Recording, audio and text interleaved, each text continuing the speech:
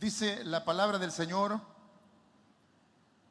versículo 13 en adelante, que dice: y he aquí, dos de ellos iban el mismo día a una aldea llamada Emaús, que estaba a 60 estadios de Jerusalén, e iban hablando entre sí de todas aquellas cosas que habían acontecido. Sucedió que mientras hablaban y discutían entre sí, Jesús mismo se acercó y caminaba con ellos, mas los ojos de ellos estaban velados para que no lo conociesen. Y les dijo: ¿qué pláticas son estas que tenéis entre vosotros mientras camináis? ¿Y por qué estáis tristes? Respondiendo uno de ellos, que se llamaba Cleofás, le dijo: ¿eres tú el único forastero en Jerusalén que no has sabido las cosas que en ella han acontecido en estos días? Entonces él les dijo: ¿qué cosas? Y ellos le dijeron: de Jesús Nazareno, que fue varón profeta, poderoso en obra y en palabra delante de Dios y de todo el pueblo, y cómo le entregaron los principales sacerdotes y nuestros gobernantes a sentencia de muerte, y le crucificaron. Pero nosotros esperábamos que él era el que había de redimir a Israel. Y ahora, además de esto, hoy es ya el tercer día de que esto ha acontecido. Aunque también nos han asombrado unas mujeres que de entre nosotros las que antes del día fueron al sepulcro, y como no hallaron el cuerpo, vinieron diciendo que también habían visto visión de ángeles, quienes dijeron que él vive. Y fueron algunos de los nuestros al sepulcro y hallaron así como las mujeres habían dicho, pero a él no lo vieron. Entonces él les dijo: oh insensatos y tardos de corazón para creer todo lo que los profetas han dicho. ¿No era necesario que el Cristo padeciese estas cosas y que entrara en su gloria? Y comenzando desde Moisés y siguiendo por todos los profetas, les declaraba en todas las escrituras lo que de él decían. Llegaron a la aldea donde iban e hizo como que iba más lejos, mas ellos le obligaron a quedarse diciendo: quédate con nosotros, porque se hace tarde y el día ha declinado. Entró pues a quedarse con ellos, y aconteció que estando sentado con ellos a la mesa, tomó el pan y lo bendijo, lo partió y les dio. Entonces le fueron abiertos los ojos y le reconocieron, mas él se desapareció de su vista. Y se decían el uno al otro: ¿no ardía nuestro corazón en nosotros mientras nos hablaba en el camino y cómo nos abría las escrituras? Y levantándose en la misma hora volvieron a Jerusalén, y hallaron a los 11 reunidos y a los que estaban con ellos, que decían: ha resucitado el Señor, verdaderamente ha aparecido a Simón. Entonces ellos contaban las cosas que les habían acontecido en el camino y cómo le habían reconocido al partir el pan. Amén. Vamos a orar en esta hora. Oremos al Señor. Padre nuestro que estás en los cielos, Señor, en esta hora te damos gracias porque en tu misericordia, Señor, nos concedes este momento especial en donde, Señor, reunidos nos podemos acercar delante de ti. Padre, gracias por cada vida presente. Gracias, Señor, por darnos este privilegio de ser parte de tu pueblo. Señor, sabemos que hay necesidades en medio nuestro.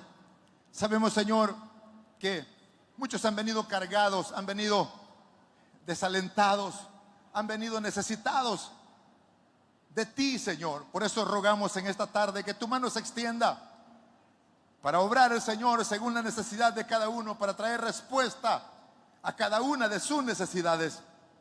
Señor, en esta tarde ponemos en tus manos cada vida, así como también, Señor, los que escuchan a través de la radio y aquellos que a través de las redes sociales, Señor, también nos sintonizan. Los ponemos en tus manos, Señor, confiando en que tú harás, Señor, la obra en cada uno de ellos, y que tú, Señor, traerás respuesta a cada una de sus necesidades. Padre, los ponemos en tus manos.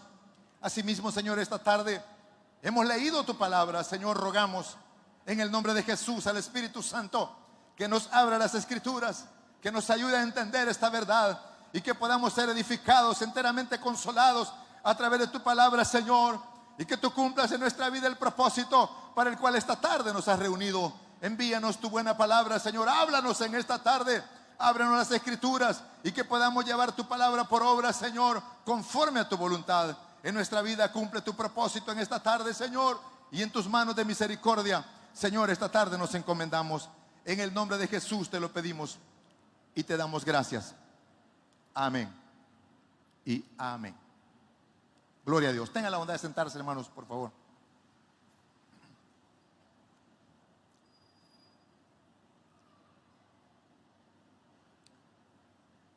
Esta tarde, hermanos, quiero que juntos reflexionemos a la luz de estos versículos que hemos leído con respecto a la verdadera necesidad de un encuentro con Cristo. El capítulo 24 del Evangelio de Lucas nos narra, hermanos, el momento único, histórico, el milagro más grande, hermanos, que ha acontecido a lo largo de la historia de la humanidad, como es la resurrección de Cristo. Pero este acontecimiento, hermanos, también arroja muchos detalles. Y es que dejó al descubierto, hermanos, no solamente vino a partir la humanidad en dos, sino que también de alguna manera, hermanos, al grupo de creyentes, de discípulos que en ese momento habían creído en Cristo, también, hermanos, los dividió en dos. Porque generó, hermanos, ese acontecimiento una serie de reacciones, no solamente un poco extrañas, sino que nadie esperaba.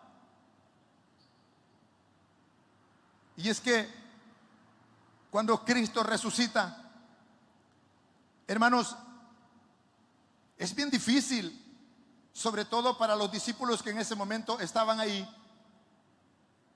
porque era momento, hermanos, de poder poner a prueba la fe.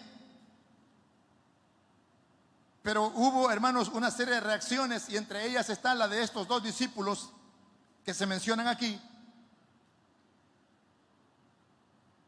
del rumbo que estos tomaron,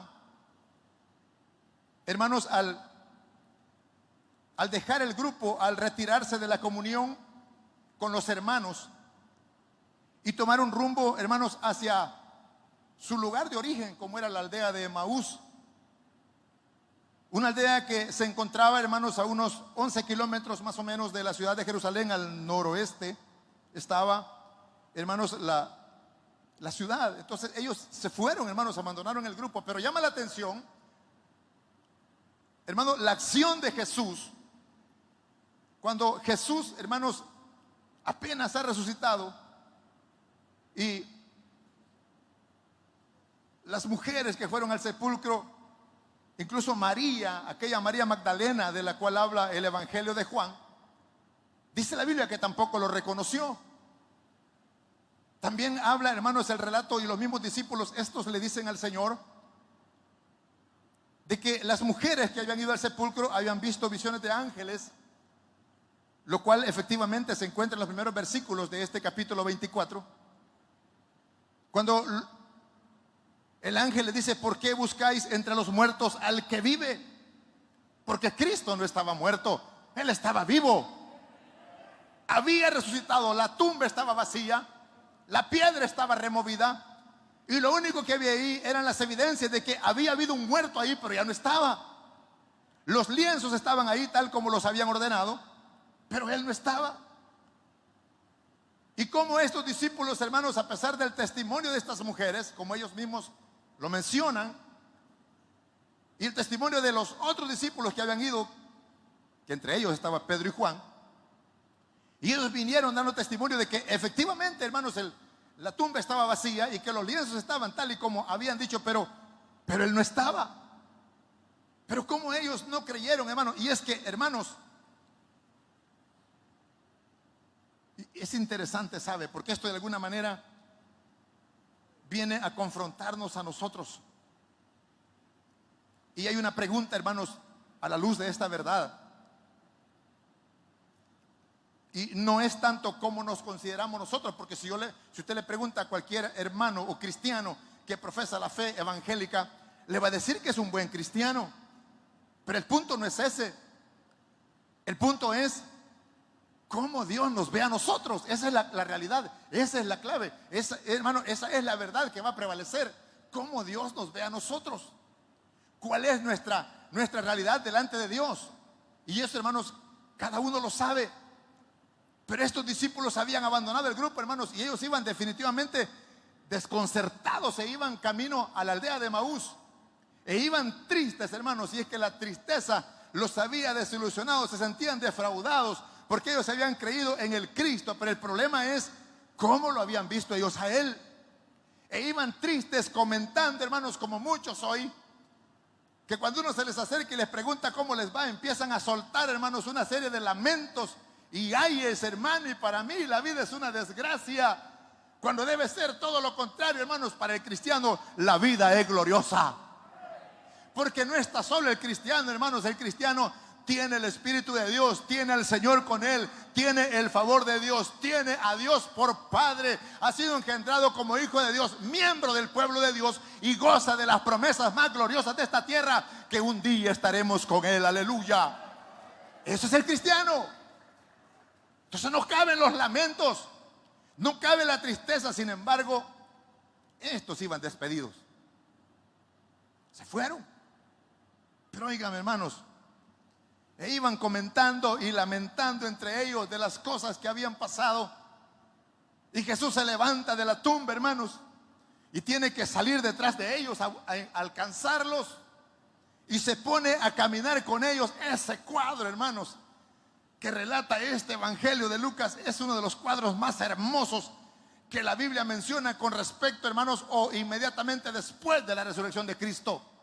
Porque Cristo, hermanos, deja la tumba y se va en busca de estos dos que se habían descarriado e iban camino, hermanos, a su propia casa, a su aldea. Iban a incorporarse a sus quehaceres que habían dejado por creer en Cristo. Pero ellos iban inmersos en su plática de lamentos, hermanos, y no sé qué más, pero iban tristes y desconsolados. De tal manera que Jesús se pone al lado de ellos, camina con ellos, y ellos no se dan cuenta. Y esa es la actitud, hermanos, de muchos cristianos. Porque muchas veces, hermanos, y eso es una verdad que nadie podrá negar, que Jesús camina con nosotros. No lo podrán negar. El problema es que muchas veces no lo reconocemos. Y no solamente estamos, hermanos, inmersos en un problema, inmersos en una tristeza, sino que, hermanos, nos ahogamos en ella. Y por causa de eso no alcanzamos a reconocer la realidad de las promesas de Dios. No alcanzamos a gozar de la bendición de sentir la presencia de Dios, hermanos, y nos perdemos esa gran bendición. Estos estaban ahí e iban platicando e ignoraron a un forastero peregrino que iba con ellos, hermanos, que para ellos no era más que un extraño, porque la Biblia dice que los ojos de ellos estaban velados, dice la Biblia en el versículo número 16, estaban vendados. Entonces, oiga, hermano, y Jesús camina con ellos, y ellos platicando. Y fíjese, hermano, quiero que usted eche a andar su imaginación por un momento. Imagínense a estos dos, todos tristes, todos, hermanos, decepcionados, defraudados, hablando sobre estas cosas que habían pasado y cómo ellos, hermanos, se sentían traicionados en su fe. Y Jesús camina con ellos y Él quiere meterse en la plática, pero ellos no lo dejan, hasta que llega el momento cuando Jesús mismo les pregunta: ¿qué pláticas son estas que tenéis entre vosotros mientras camináis? Y oiga lo que les dice: ¿y por qué estáis tristes? Es Jesús, hermanos. ¿Se imagina qué privilegio? ¿Se imagina qué bendición? Jesús caminando con ellos y ellos inmersos en su problema, no se dan cuenta. Jesús les pregunta: ¿qué pláticas son estas que tenéis entre vosotros mientras camináis? ¿Y por qué estáis tristes? Y le dice uno de ellos, llamado Cleofás, que hermano, una tradición por ahí lo ubica como el hermano de José, el esposo de María, la madre de Jesús. llamado Cleofás. Y le dijo: ¿eres tú el único forastero por aquí que no has sabido estas cosas? A Jesús, al Maestro, al Señor, que ahora venía resucitado de entre los muertos, había vencido la tumba, había vencido el infierno y ahora presentaba la garantía de nuestra redención, ya resucitado, y le llaman forastero. ¿Qué cosas les dijo el Señor de Jesús Nazareno? Lo tremendo de todo esto es cómo lo vieron ellos, cómo lo veían ellos. Y esto es interesante, porque dependiendo cómo veamos al Señor, así será la condición o la clase de vida que como cristianos podamos llevar. Si vemos al Señor como estos lo veían, como un profeta, como un varón poderoso en palabra y en hechos, ellos lo habían visto, hermanos, resucitar a la hija de Jairo, lo habían visto resucitar al hijo de la viuda de Naín, lo vieron resucitar, hermanos, al mismo Lázaro, lo vieron multiplicar los panes y los peces, lo vieron ordenarle al viento y a la tempestad que parara, lo vieron hacer muchos milagros. Pero pese a todo eso, ellos lo veían como el profeta, y a Cristo no se le puede ver como el profeta. Él es el Salvador, Él es el Señor, Él es el dueño absoluto de todas las cosas. Él es al que le pertenece todo. Él es el que domina todo. Él es el que gobierna el universo, el que tiene el control absoluto de todo. Él es el Señor. Por eso le digo, dependiendo de la forma como lo veamos, como lo tomemos, así será nuestra vida. Si vemos a Jesús únicamente como, bueno, ni modo, yo participo, mire, yo voy a la iglesia Lingan, que allá hace un poco de calor, y mira cómo me sopla a la hora del culto. Pero me gusta, fíjese, aunque a veces hay gente que grita ahí mucho y ofende un poco. O venimos aquí porque reconocemos que aquí se mueve la presencia del Señor. Son dos cosas diferentes. Y podemos estar aquí, pero no estamos en el mismo sentir. Puede ser que tengamos una visión diferente de las cosas. Estos eran así. Y por, hermanos, la forma en como ellos habían visto a Jesús, ahora estaban en la condición que estaban, de derrota, decepcionados. ¿Cómo es que aquel que había hecho tantos milagros ahora había sido derrotado por la muerte, había sido crucificado y muerto, sepultado? Y ya habían pasado 3 días.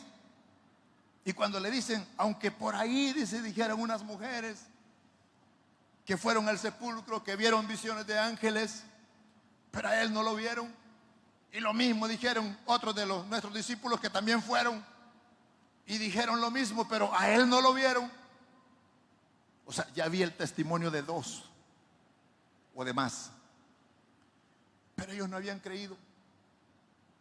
Por otro lado, hermanos, hay 2 cosas ahí para mí preciosas. Primero es el amor del Señor por los suyos. Es que, hermano, yo no sé hasta dónde usted ha alcanzado a apreciar o valorar el amor de Cristo. ¿Cuánto Cristo a usted le ama? ¿Cuánto amor siente el Señor por usted? Yo no sé hasta dónde. Esa es una. Y ese amor de Cristo por los suyos lo lleva, hermanos, a ir a buscarlos. Cuando están en problemas como estos, fue a buscarlos. Y no le importa cuánto tiempo tenga que caminar con ellos, porque ahí se puede ver que él caminó con ellos, les tuvo la suficiente paciencia, no solo para escucharlos, sino para soportarlos, las cosas que le estaban diciendo, sabiendo que era él mismo. Pero él camina con ellos. ¿Sabe por qué? Porque él es fiel a sus promesas. Porque él no va a defraudar a ninguno de aquellos que habemos creído en él. No va a defraudar a nadie, hermanos. Él siempre, tenga la certeza que él siempre va a estar ahí. En el momento que más se necesite, el maestro siempre va a estar ahí. Y esa es una verdad que ni el diablo ni nadie podrá negar. ¿A qué le teme usted? ¿Cuál es nuestra condición? ¿Cómo vivimos? Amedrentados. Mire, esta pandemia, hermanos, vino a sacar a luz la realidad de la fe que vivimos. Porque, hermanos, tomamos diversas decisiones, diversas reacciones con respecto a esta pandemia. Hay muchos que ya no volvieron por aquí. Hay otros que fueron líderes y abandonaron la obra de Dios y hasta hoy no han vuelto. Y por más que se les diga, no hermano, es que está peligroso, mire que el virus y que no sé qué. Sí, pero bien, van al trabajo, van al mercado, ahí andan metidos en fiestas. ¿Y cómo es que en la obra de Dios no la quieren tomar? Son cobardes. Es una excusa que han buscado para dejar de hacer la obra de Dios. Pero ay de ellos, ay de ellos. Ojalá hayan varios por aquí, o que estén escuchando por ahí, hermanos, a través de las redes sociales. Ojalá hayan varios, porque un día Dios les va a reclamar. Un día Dios les va a traer a cuenta todo eso. ¿Sabe por qué? Porque venga la pandemia o el virus que venga, el Señor sigue siendo el Señor, y Él sigue sentado sobre su trono y sigue gobernando todas las cosas, y nada va a pasar a aquellos que confían en Él. Absolutamente nada. Tenga la certeza que nada le va a pasar a todos aquellos que confían en Él.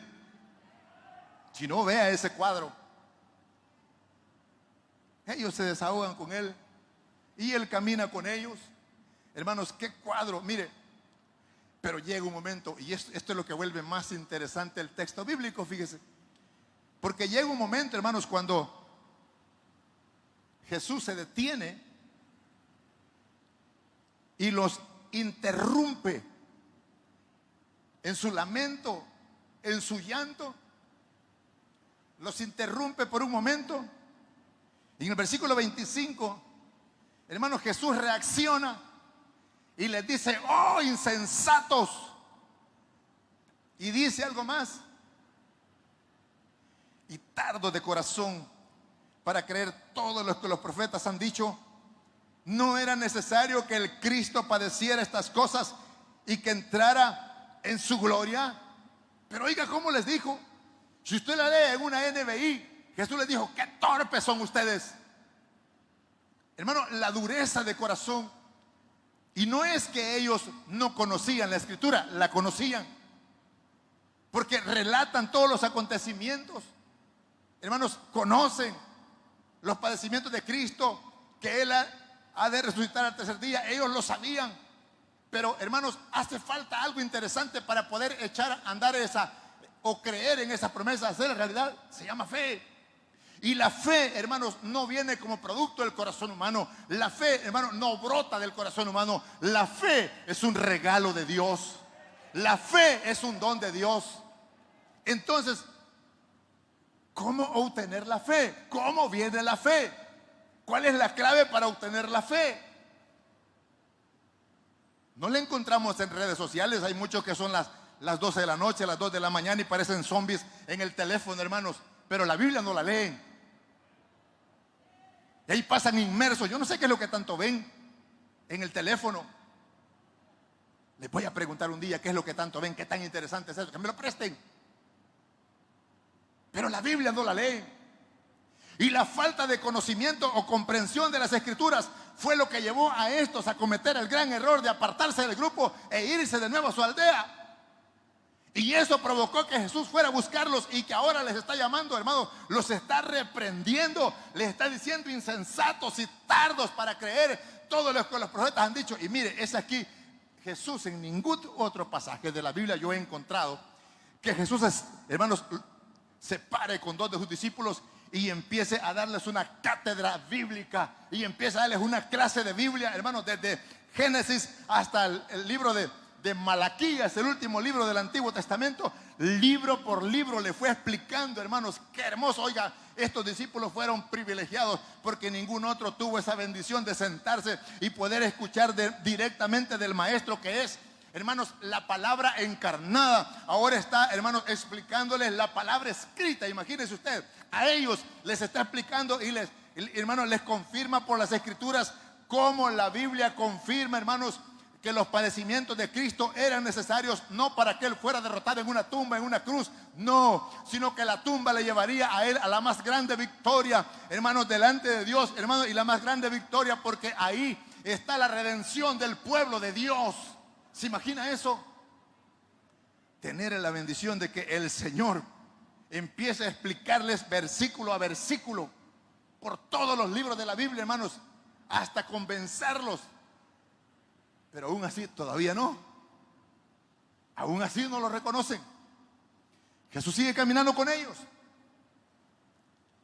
Y llega el momento cuando llegan a la aldea. Y la actitud del maestro es interesante. Porque él nunca les dice, miren, yo soy el que murió, miren mis manos. No, ahí los deja. Gracias a Dios que cuando llegan a la aldea, él hace como que va más lejos. Ellos le dicen, mira, quédate. Oye, forastero, porque así le llamaron, peregrino o como usted quiera, quédate con nosotros. Porque ya el día declinó y se hace tarde. Quédate un momento, quédate con nosotros a pasar la noche aquí. Y Jesús se quedó. Pero qué hermoso, hermanos. Siendo el Señor, siendo el Salvador, ahora resucitado de entre los muertos, coronado de gloria, hermanos, Él sigue humildemente, hermanos, accediendo a todo aquello que los discípulos le piden. Porque Él está esperando el momento. Y eso es lo que, hermanos, muchos cristianos hoy necesitamos. No un teléfono nuevo, no una nueva cuenta de Facebook, sino una nueva revelación del Cristo resucitado. Es lo que se necesita, es todo lo que se necesita. Aquí no valen las placas, hermanos, el seminario de capellán, aquí no cuenta eso. Lo que cuenta es que tenga una revelación con el Cristo vivo, con aquel que venció la muerte y ahora está sentado a la diestra del Padre. Él es nuestro Dios. Eso es lo que cada uno necesita. Pero eso no se obtiene, hermanos, viviendo una vida distraída. Es la palabra misma la que nos guía. Es la palabra misma la que prepara los corazones. Y es que miren, hermanos, Jesús empieza con la palabra, les explica la palabra. Y por eso ellos dicen en el versículo 32, ¿acaso no ardía nuestro corazón cuando Él nos abría las escrituras? Porque es la palabra, la palabra la que prepara el corazón para la máxima revelación de Dios. Es la palabra del Señor. Y esa solo la encontramos escrita en este libro, no en otra parte. Es la palabra escrita. ¿Se imagina usted? Como le dije, la palabra encarnada, que es el mismo Señor. Ahora les está explicando a ellos la palabra escrita. Y todo lo que les va explicando va dirigido hacia Él mismo. Y no lo reconocieron. Es que estos parecían que eran miembros del INVER, hermano, un poco duros de corazón. Duros de corazón. Que ahí pasan diciendo, mire, hermano, está difícil ir hasta el IN a la Santa Lucía. Mire que el gasto de transporte, el gasto de combustible por el tráfico, hermano. Mándamele una carta al hermano Mario para que venga y nos abra una filial por aquí cerca. Y yo les digo, si ni a la reunión de líderes quieren llegar, que les queda como a 4 cuadras. Pero muchos son así, que no quieren venir, que por esto y que por lo otro solo son excusas. Pero yo les diría que cuando llegó el momento de Cristo de ir a la cruz, Él no puso ninguna excusa, sino que la Biblia dice que afirmó su rostro para ir a Jerusalén. Porque, hermanos, era el momento de su sacrificio, era el momento de nuestra redención, de el pagar el precio por nuestros pecados. Él no anduvo con excusas, hermanos. El problema con nosotros es que vivimos una vida cristiana muy superficial, muy a medias, y todo eso tiene una raíz. Eso no es en vano, tiene una raíz. ¿Y sabe cuál es? Nos hemos olvidado del texto bíblico, nos hemos olvidado de estudiar la palabra, nos hemos olvidado. Por ahí me recuerdo que en la Biblia dice, pero ya no citamos de memoria el texto bíblico, porque nos hemos olvidado, nos hemos divorciado, nos hemos desconectado, hermanos, del texto bíblico. ¿Y cómo vamos a tener una revelación fresca de Dios? ¿Y cómo vamos a sentir la presencia de Dios si nos hemos apartado del texto que nos llevará a la presencia de Dios? Hay que volver al texto bíblico, hay que volver a las escrituras, hay que volver a retomar la lectura de la palabra, hermanos, para que el corazón nuestro arda por la presencia del Señor, para que nuestro corazón corazón sea preparado por la misma palabra y que sea la palabra la que nos conduce, hermanos, a una experiencia con el Cristo resucitado. Aleluya. Mire, algo extraño había pasado ahí. Porque las mujeres que fueron al sepulcro vieron ángeles, y el capítulo 21, creo, del Evangelio de Juan dice, hermanos, que cuando Jesús se aparece, aquella María Magdalena que fue a la tumba, ella no lo reconoció. Le pregunta: ¿dónde le pusiste? Dime dónde le pusiste para que yo vaya y le lleve aromas. Y Jesús le dice: María, porque no lo reconoce. Los otros discípulos, hermanos, que el capítulo 21 de Juan revela que andaban pescando, tampoco lo reconocieron. Nadie lo reconocía. Estos dos discípulos tampoco lo reconocían. Porque una cosa era Jesús encarnado, Jesús con la naturaleza humana, y otra cosa muy diferente era el Cristo resucitado. Y lo único que nos puede llevar a esa revelación es la palabra. Entonces él hizo como que iba más lejos. Y le dijeron: quédate, Señor, se hace tarde, el día declinó, quédate. Y Jesús se queda. Y según las tradiciones orientales, cuando alguien es invitado a la mesa, ese invitado es el que tiene que hacer la función de un anfitrión, es decir, partir el pan, hacer la bendición, hermanos, de declarar la bendición sobre el pan y darlo a los de casa. Esa función le correspondía al Señor.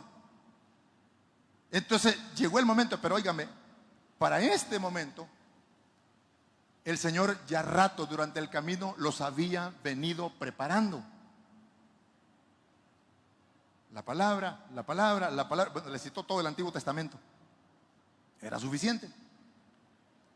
Entonces los discípulos ya estaban más que preparados. Él los había preparado, pero a través de la palabra.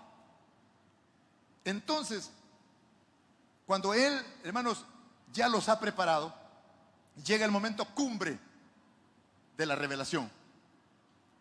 Y cuando Él parte el pan y se los da, es ahí cuando los ojos les son abiertos y lo reconocen que era el Señor.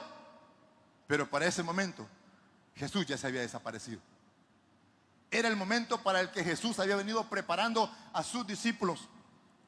Y Él siempre, hermanos, está dispuesto a preparar nuestra vida a través de su palabra para ese momento. Porque aquellos que han tenido una verdadera revelación, yo quiero que usted compare por un momento la actitud de estos mientras venían en el camino. Venían desilusionados porque creían que Él era el que iba a redimir a Israel, es decir, que los iba a liberar del yugo de Roma. Y, hermanos, lo vieron como el profeta, varón poderoso en palabras y en hechos, todo lo que usted quiera, pero nunca como el Salvador, nunca como el Señor. Entonces, hasta que llegó el momento de la revelación, y ellos iban tristes, cabizbajos, iban decepcionados, se sentían derrotados, defraudados. Pero cuando ven al Señor, la cosa cambia. Porque lo que cambia la vida es una revelación, es un encuentro con Cristo. Lo que cambia la vida, y si usted no ha cambiado, porque cada uno tiene que saber, si usted considera que no ha cambiado, necesita un encuentro con Cristo. Pero ha venido al mejor lugar. Bienvenido entonces. Él, hermano, se desapareció de su vista.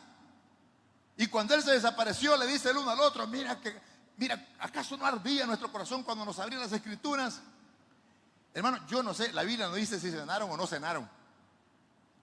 Lo que sí la Biblia relata es el cambio que ellos sufrieron después de la revelación. Salieron, hermano, después que le dijeron: quédate porque se hace tarde, la noche ya viene, el día declinó. Es decir, no te puedes quedar en la calle porque es noche. Ellos salieron corriendo. Y salieron corriendo, hermanos, en un camino ascendente, porque la ciudad la aldea de Emaús estaba no solamente a unos 11 kilómetros de Jerusalén, sino que estaba en un terreno descendente. Y Jerusalén estaba en una parte alta, entonces tienen que salir corriendo. Y cuando llegan allá, encuentran también, hermanos, un ambiente que no era el mismo que ellos dejaron. Un ambiente de alegría, un ambiente de gozo. ¿Qué es lo que marcó la diferencia? Que todos sabían que Cristo estaba vivo. Eso era todo, hermanos.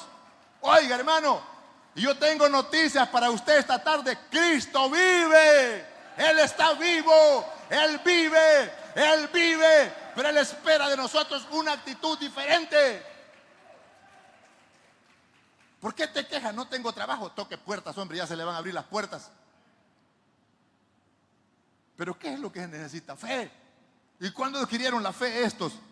Hasta que lo vieron resucitado. Ahí la cosa cambió. Es que lo que cambia la vida humana, hermanos, no es un cambio de apariencia. No es, hermanos, el hecho de ascender a otro nivel de vida. No, mire, no es un carro del año. No es una cuenta de banco. Esto lo que hace es hinchar más el corazón y vuelve más la persona más orgullosa. No, lo que cambia la vida definitivamente es un encuentro con Cristo. ¿Cuántos han tenido ese encuentro con Cristo? De verdad, hermanos, dejémonos de religiones. Porque hoy el mundo, hermanos, anda celebrando con cuetas y procesiones y andan cargando un cuadrito y andan felices porque dicen que andan cargando al Señor, pero esa es pura tradición. Eso no es lo que la Biblia menciona. Lo que cambia la vida es un encuentro con el Cristo resucitado. Sí, eso es lo que cambia la vida. Eso cambia la vida de todo. Mire, por malo que sea, hermanos, no sé cómo decirlo, por terrible que sea la condición de vida de una persona, cuando éste tiene un encuentro con Cristo, las cosas cambian. Es diferente. Hermanos, la actitud es diferente. Eso es, hermanos, lo que Lucas nos presenta en este pasaje de la Biblia, en ese relato de el camino a Emaús. Estos hombres que habían abandonado el grupo porque su fe no les había alcanzado. Y Jesús lo sabía. Y lo único que necesitaban no era ir a su casa a descansar, a cenar y el día de mañana pues vamos a ir a trabajar, pues se nos acumuló el trabajo porque ya tenemos días de andar detrás del maestro que al final se murió y nada pasó. No, lo que cambia la vida es un encuentro con Cristo el Señor. Aleluya. ¿Cuántos dan gloria a Dios? Si usted ha tenido un encuentro con Cristo, tenga la bondad de levantar su mano y decir un buen gloria a Dios esta tarde. Sí. Estos hombres cambiaron y regresaron felices y encontraron la noticia. Él está vivo, el maestro está vivo. Y en eso estaban cuando Él se aparece y les dice: pasa vosotros, aleluya. Ahí estaba el Señor. Era todo lo que ellos necesitaban para confirmar su fe. Es que la fe, hermanos, no la encontramos allá en la Maxi Despensas. No, la fe proviene de Dios, pero viene a través de una experiencia con el Cristo resucitado, aleluya. Es lo que necesitan esos líderes que abandonaron la obra. Eso es lo que necesitan, un encuentro con el Cristo resucitado. Mire, voy a ser breve, le voy a contar. Un día una muchacha, una joven, le dije: te hago un desafío, te hago un reto. Me gustan los retos, me dijo. Porque ella me dijo: ¿cómo es que si Dios me ama? ¿Cómo es? Mire la condición en que vivo, me han echado de la casa, no tengo dónde vivir, y usted viene y me dice que Dios me ama. Ah, muy bien. Entonces le dije, en una reunión, en una célula, le dije: te hago un reto delante de todos los hermanos. Habían como 80 hermanos ahí en esa célula. Me encantan los retos.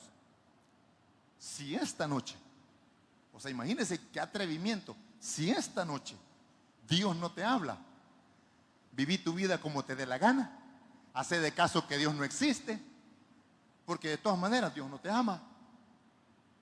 Bueno, me dijo, está bien, pero si Dios te ama, el trato es este. Le dije, fue un sábado por la noche, mañana te quiero ver en la iglesia. Sí, me dijo, está bien. Bueno, terminamos la célula y yo me fui. La cosa es que cuando iba en el camino, hermanos, me cayó la reacción: Señor, ¿y qué es lo que he hecho?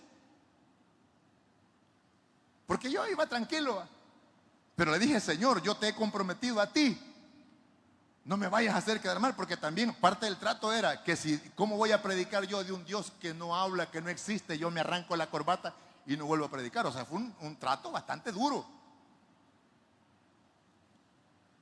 Sí, me dijo, está bien. Entonces yo le dije, Señor, no me vayas a hacer quedar mal, porque si no, tengo que cumplir mi palabra. Y yo me quedé, hermanos, la noche entera leyendo y orando y buscando al Señor. Lo tremendo fue que cuando empezaron a cantar los gallos, yo entendí que ya eran las 4 de la mañana. Y seguí, hermanos, y cuando sentí como a las 6 de la mañana, hermanos, me estaban tocando la puerta. ¿Quién es? Yo. Era la joven. Y cuando abrí la puerta, la joven venía llorando. Y me dijo, hermano, Dios me habló, aleluya. Dios me habló, hermano. Perdóname, hermano, pero Dios me habló. No le pregunté qué fue lo que le dijo, pero me bastaba con eso, porque yo podía seguir predicando. Yo sabía que Dios no me iba a defraudar. Y aquí esa joven vino y dio testimonio de sus lágrimas ahí en ese piso, entregándose a Cristo el día domingo. Porque lo que cambia la vida es una verdadera revelación con el Cristo resucitado. Eso es todo lo que usted necesita. No necesita un empleo nuevo, un salario mejor. No, es un encuentro con Cristo. Aleluya. Vamos a orar, hermano, vamos a cerrar nuestros ojos esta tarde, porque el tiempo ya se terminó. Pero a la luz de este pasaje que hemos reflexionado esta tarde, si hay alguien que sabe que necesita un encuentro con el Cristo resucitado y que sabe que lo único que puede cambiar su vida es eso, este es el momento para que venga y le entregue su vida a Cristo, el Hijo de Dios. Arrepiéntase esta tarde, entréguele su vida a Cristo. ¿Hay alguien esta tarde que necesita recibir a Cristo por primera vez? Levante su mano, queremos orar por usted. ¿Hay alguien esta tarde que sabe que en su necesidad le ha traído para recibir de Dios, para tener un encuentro con el Hijo de Dios? Este es el buen momento. Levante su mano ahí donde está usted. Queremos orar por usted. O póngase de pie. Hoy no tiene que pasar aquí al frente. Solo basta con que levante su mano y un hermano servidor llegará ahí donde usted se encuentra para poderlo ayudar en oración. O alguien, hermanos, que se encuentra en la condición de estos discípulos que se habían apartado del grupo porque le faltaba esa revelación de Dios, y usted se apartó de los caminos de Dios, se apartó de la iglesia y hoy quiere regresar y reconciliarse con el Señor. Levante su mano, queremos orar por usted. ¿Hay alguien esta tarde? Yo voy a ser breve, o póngase de pie. Queremos orar por usted esta tarde. Estamos esperando por usted. Es por usted que Dios envió esta palabra esta tarde. Es para usted el mensaje esta tarde. Es para usted que necesita un encuentro con el Cristo resucitado. Solo basta con que levante su mano o se ponga de pie como muestra de que necesita o desea hoy tener un encuentro con el Cristo resucitado. ¿Hay alguien esta tarde? Levante su mano. Yo ya estoy terminando el llamado esta tarde, pero si hay alguien, no haga esperar más. No esperes más, porque para mañana podrá ser demasiado tarde. Este es el día que Dios le regala. Esta es la oportunidad que Dios te da. Póngase de pie o levante su mano ahí donde está. Queremos orar por usted.